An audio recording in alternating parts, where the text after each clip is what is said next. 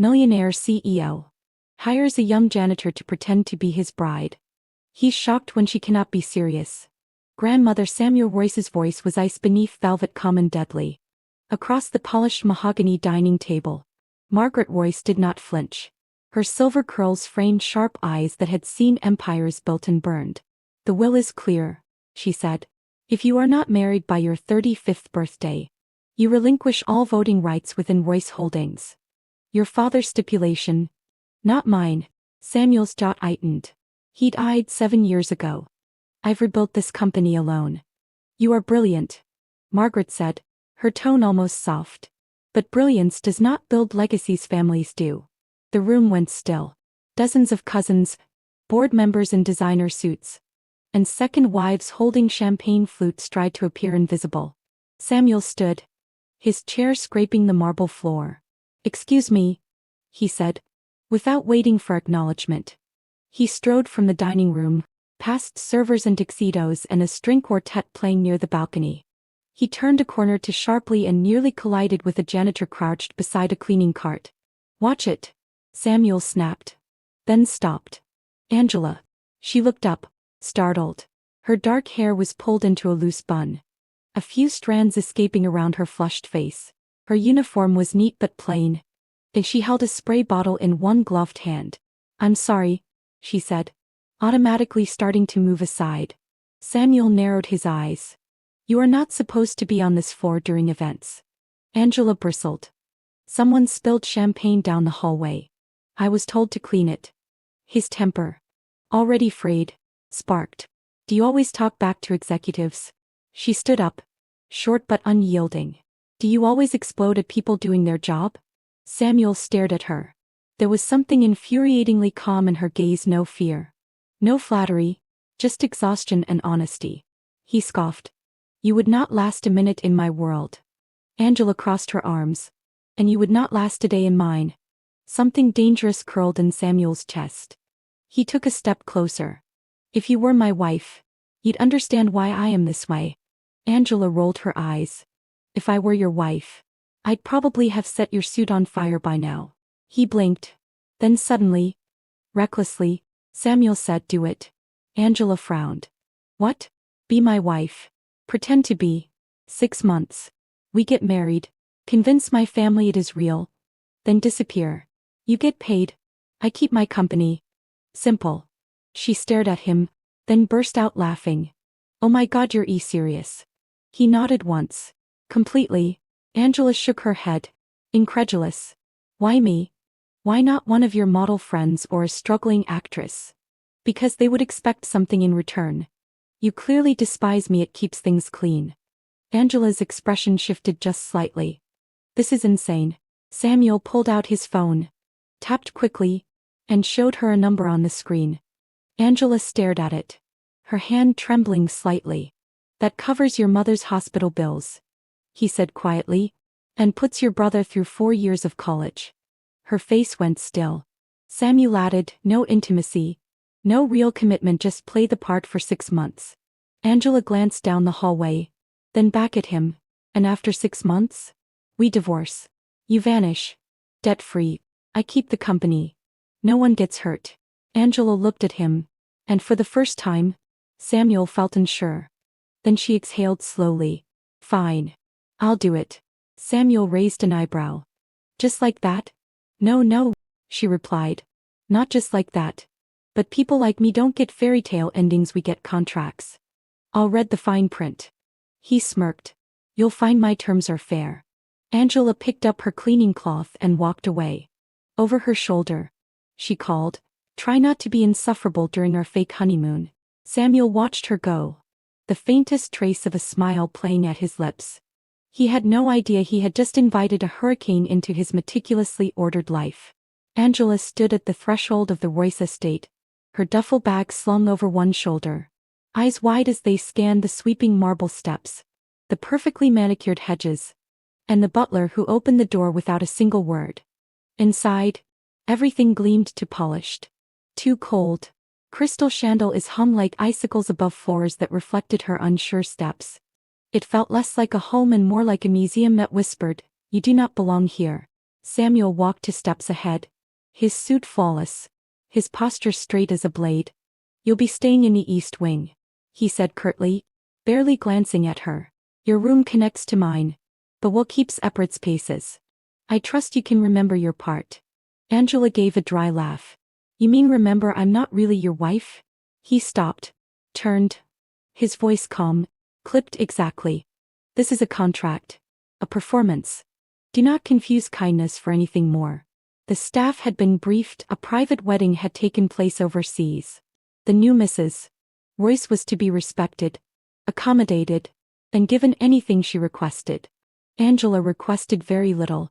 She spent the first few days trying not to break anything. She practiced walking in heels on the carpet. She Googled how to use 14 forks. She sat with the etiquette coach Samuel hired, repeating words like darling and investment portfolio until they no longer made her gag. But what she could not fake was poise. At dinners, her napkin slipped into her lap too late. She sipped from the wrong glass. And once, she accidentally called a truffle a fancy mushroom. Samuel, want to thank you for joining me.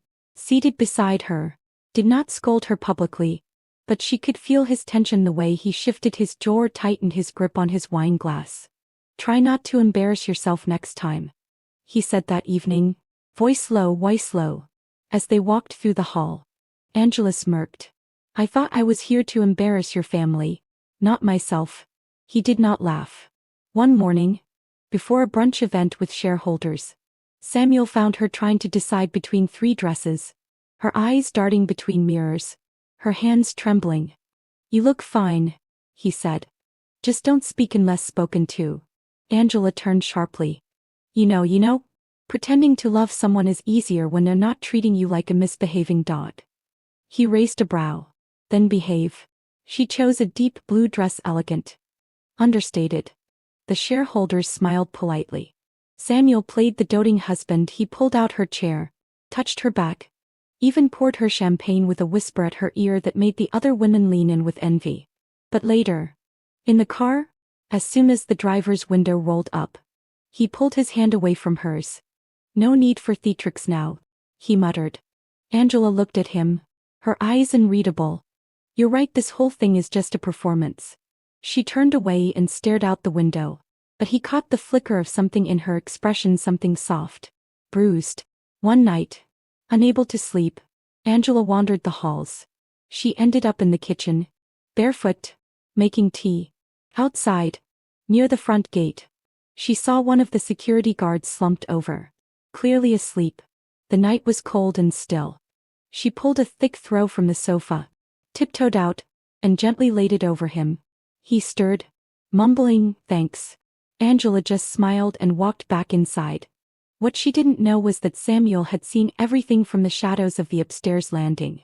He said nothing, but he watched her for a long time afterward, something tight in his chest he refused to name. At another family gathering, Angela laughed too loud. She complimented the wrong cousin's wife.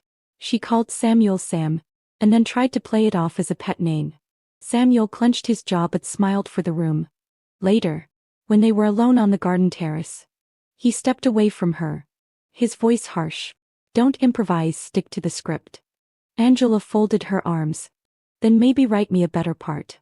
They stood in silence, the moonlight casting long shadows between them, neither one willing to admit how blurred the lines were beginning to feel. The sun filtered through the glass ceiling of the Royce conservatory, casting golden flecks over porcelain teacups and delicately arranged pastries. Angela sat across from Margaret Royce, the formidable matriarch of the family, her back straight, hands folded neatly in her lap. The tea was still steaming, her nerves were not. Margaret lifted her teacup with a grace honed over decades of being the most commanding presence in any room. Her eyes, sharp beneath soft silver hair, watched Angela with quiet scrutiny, no smile. Not yet. Only silence and the sound of a spoon clinking against china. Angela offered a polite nod, unsure whether she should reach for the sugar cubes or keep her hands still. The tension was brittle, but she was used to being underestimated.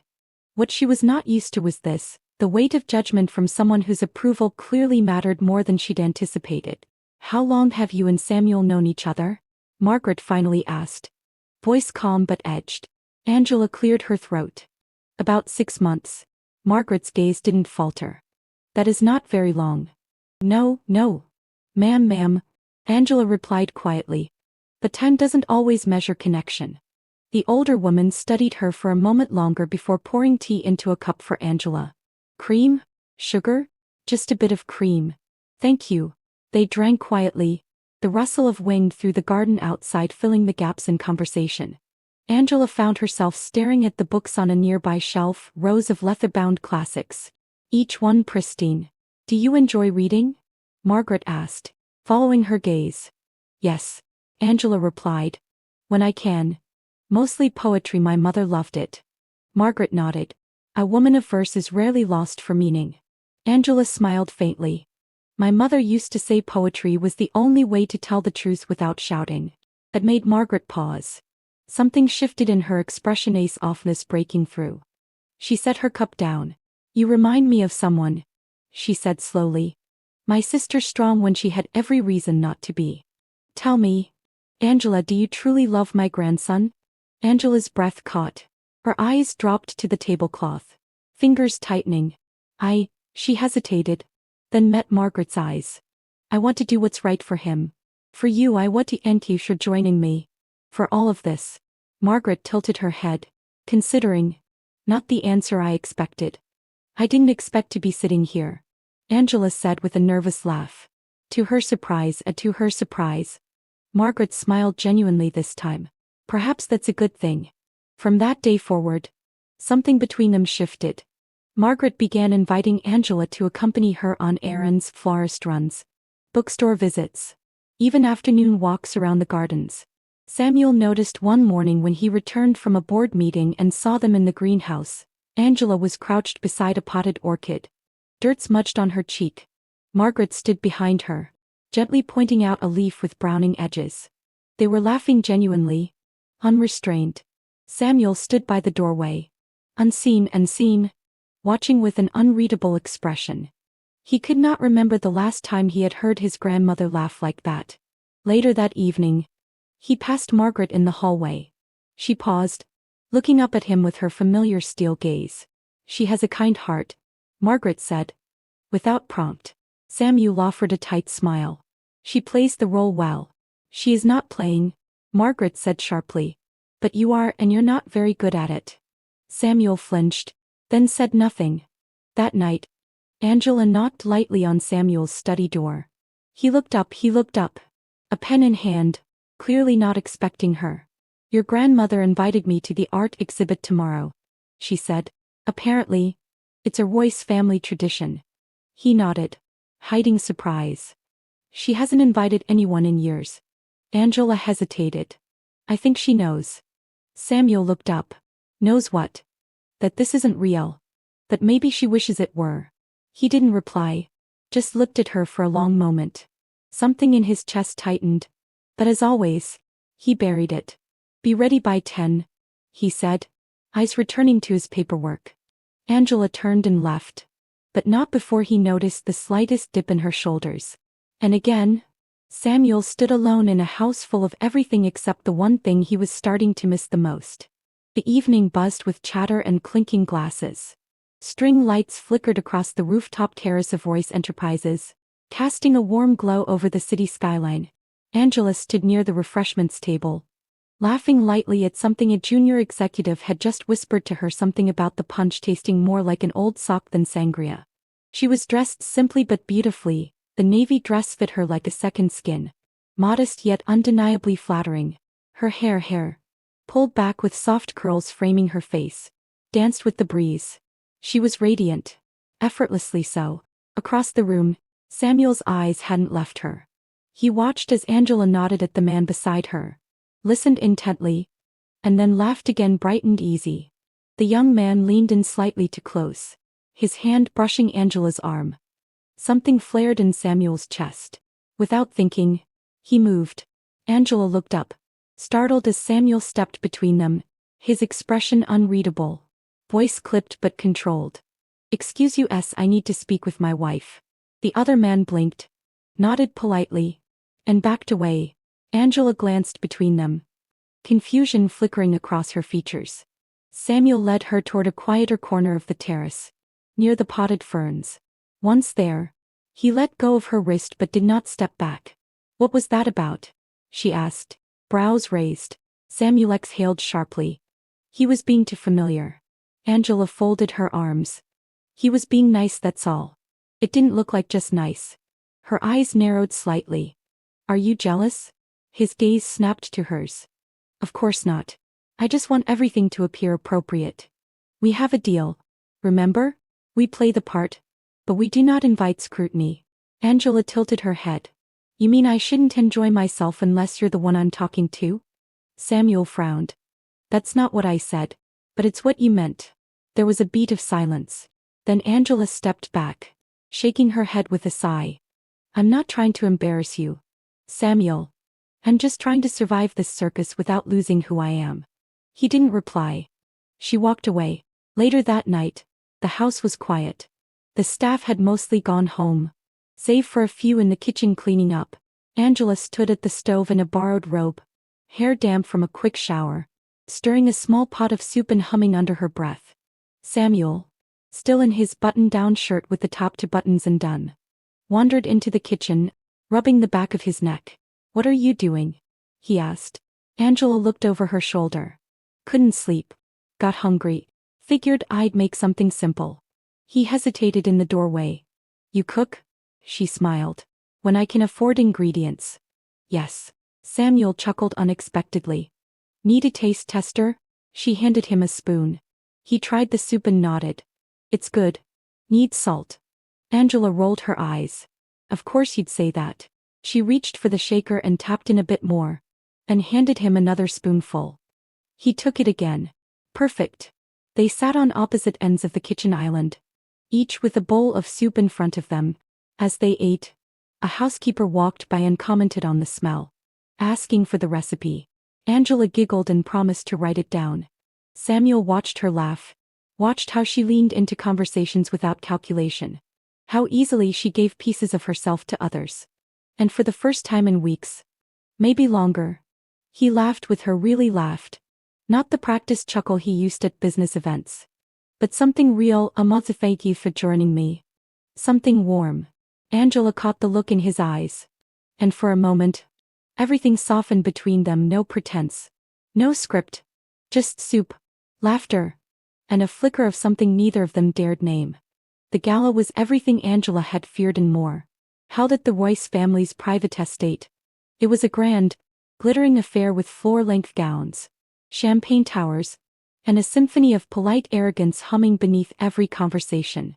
Angela stood beside Samuel, dressed impeccably in a borrowed silver gown, her hair pinned into soft waves. She smiled when she needed to, nodded when prompted, and kept her trembling hands carefully folded in front of her. Beside her, Samuel played his part, perfectly poised, confident, attentive just enough to convince others, but never fully looking at her. His eyes scanned the room like a man checking boxes. Not like someone introducing the love of his life, not like someone who felt anything at all.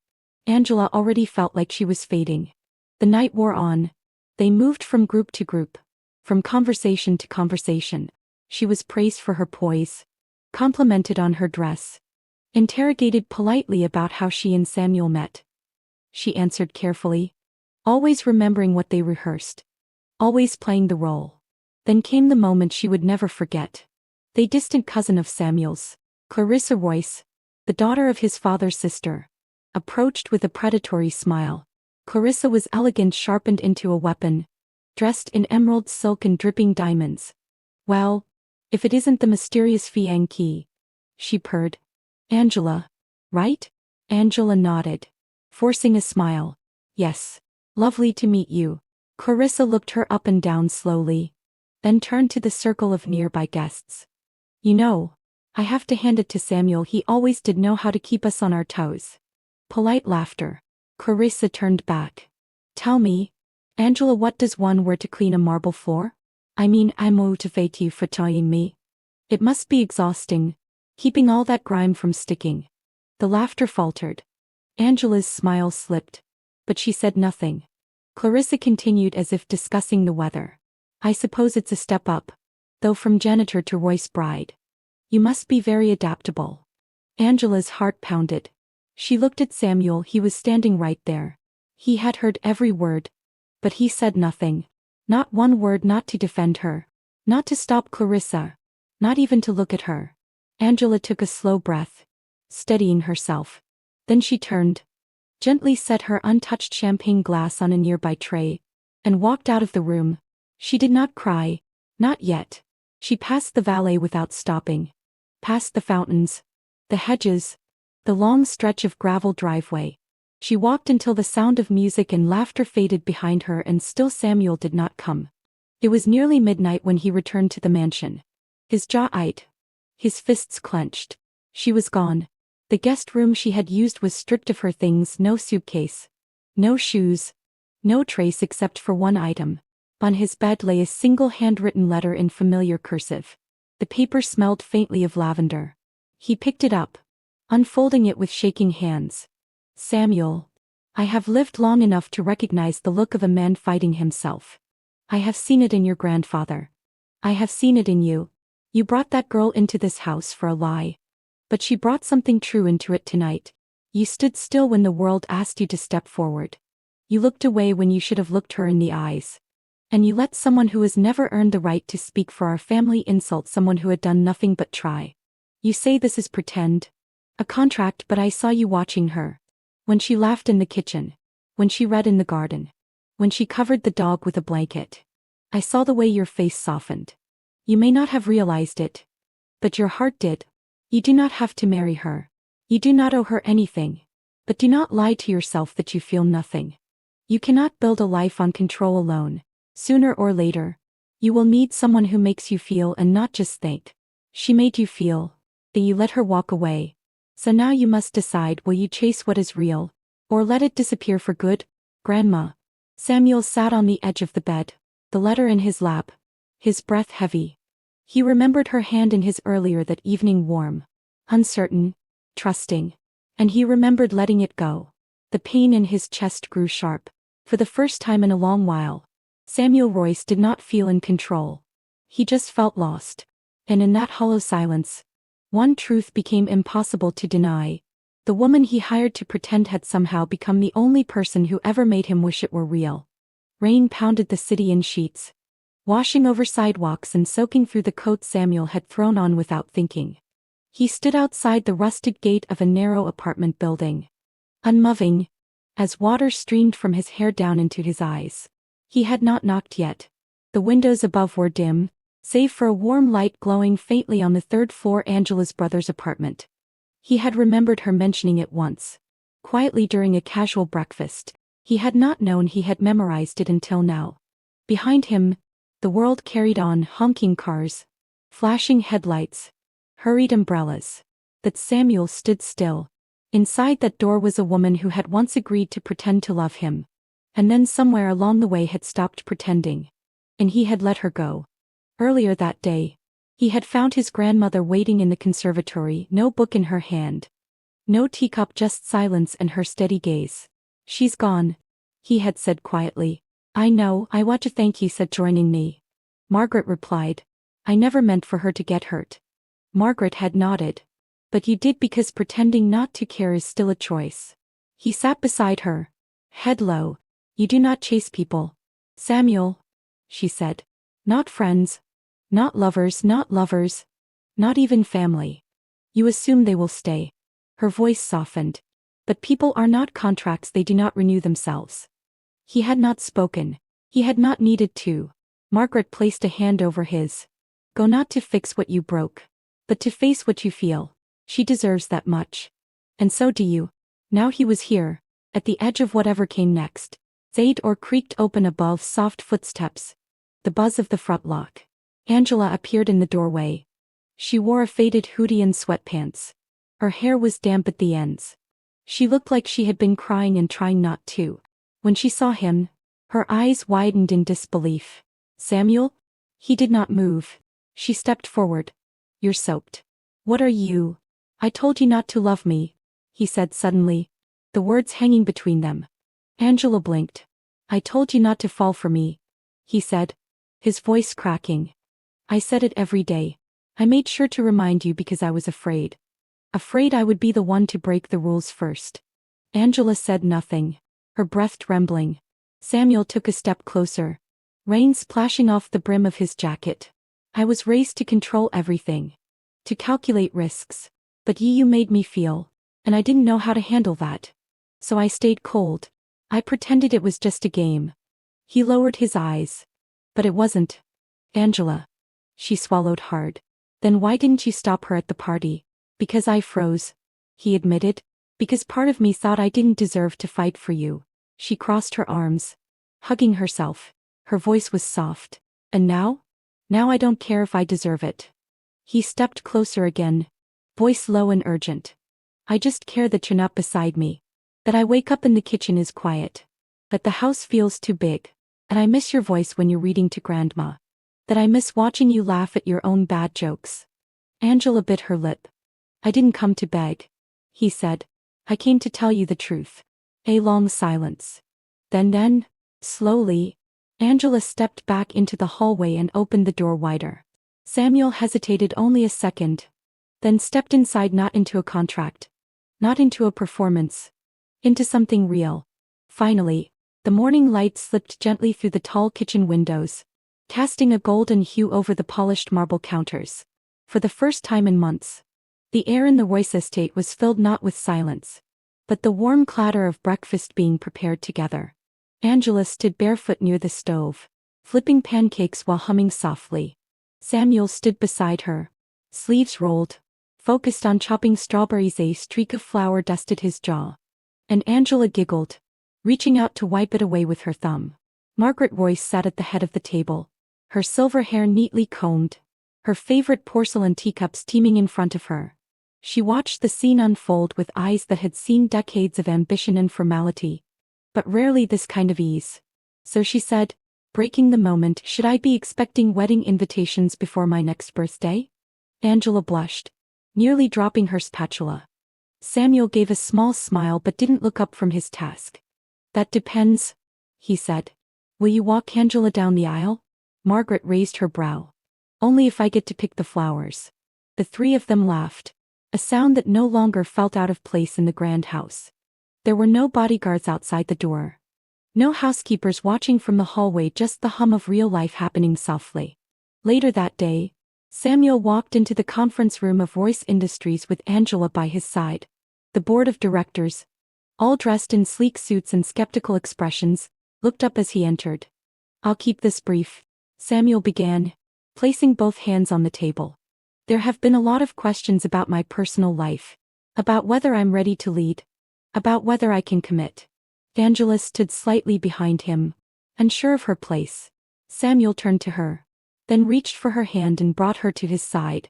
This is Angela, he said, voice steady. And she is no longer my pretend anything. She's my fiancée, and she has taught me more about loyalty, honesty, and strength than any business deal ever could. A few murmurs rippled through the room, but Margaret, seated at the far end, simply sipped her tea and nodded once, approving. Outside the building, as they walked to the car, Angela let out a breath she hadn't realized she was holding. That was a lot. Samuel squeezed her hand. You were perfect. She smiled. Still can't believe I used to scrub the corners of this lobby. He stopped walking, turned to face her. I believe it, he said softly. Because you're the same woman who scrubbed the corners of my heart when I didn't even realize how much dust had gathered. Angela stared at him, eyes wide and glassy. You didn't change, he continued.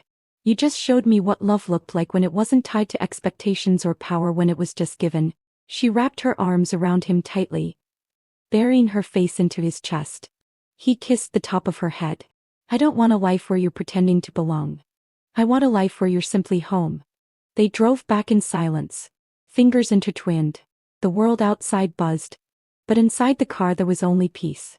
That evening, back in the kitchen, they cooked again, not out of necessity or performance, but habit. Samuel made his now signature eggs. Angela poured juice, and Margaret requested a second helping of pancakes. The table was messy. The conversation was unfiltered. The laughter was loud.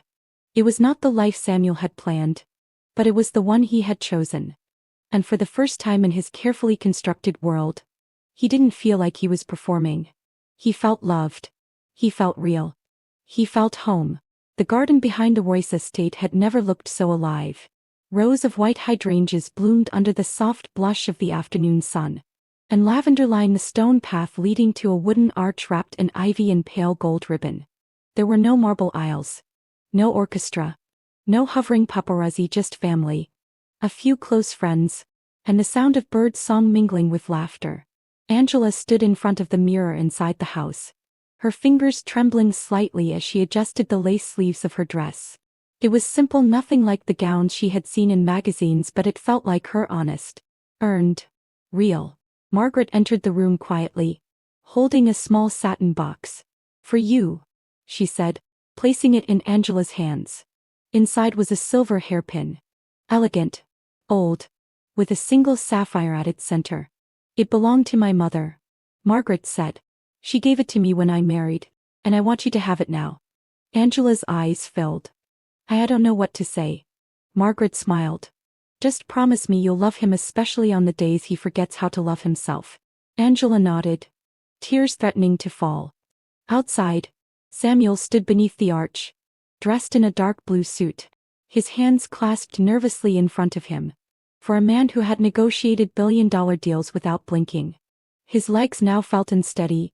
His heart pounded not from fear, but from something gentler. Something he used to call weakness but now knew was strength, vulnerability. The soft chords of a violin began to play. Angela stepped into view. Time stopped. Samuel forgot to breathe. She walked slowly, every step deliberate, her eyes never leaving his. And when she reached him, he whispered just loud enough for her to hear, "I should have invited you into my life much sooner." Angela smiled. You just didn't know it yet." Margaret stood between them, officiating not with legal ease or long speeches, but with wisdom. "Love," she said, "is not a deal to be made or a role to perform. It is a choice every day to see the flaws, the fears. I want to thank you for joining me, and still choose each other." They exchanged vows, words neither had rehearsed but had carried in their hearts for months. "I hired you to play a part," Samuel said quietly, slipping the ring onto her finger. "But I fell in love with the woman who lived in that role, the real you. The only you." Angela's hand shook as she returned the ring.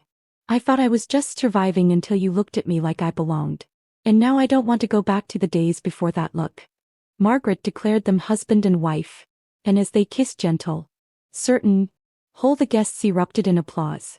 Later that evening, as the sun dipped low and golden light bathed the garden, Samuel and Angela danced barefoot on the grass. The scent of lavender hung in the air, and laughter echoed from the porch. Samuel pulled her close, his forehead resting against hers. "Still think this was a ridiculous idea?" Angela laughed softly. "Just the most ridiculous way to find the truest thing I've ever known." He nodded, his eyes never leaving hers. "Me too." If this story touched your heart and reminded you that sometimes love comes in the most unexpected disguises, we invite you to stay with us for more soul-stirring tales just like this one at Soul Stirring Stories. We believe in the quiet strength of love, the beauty of second chances, and the magic that happens when two broken hearts decide to heal together.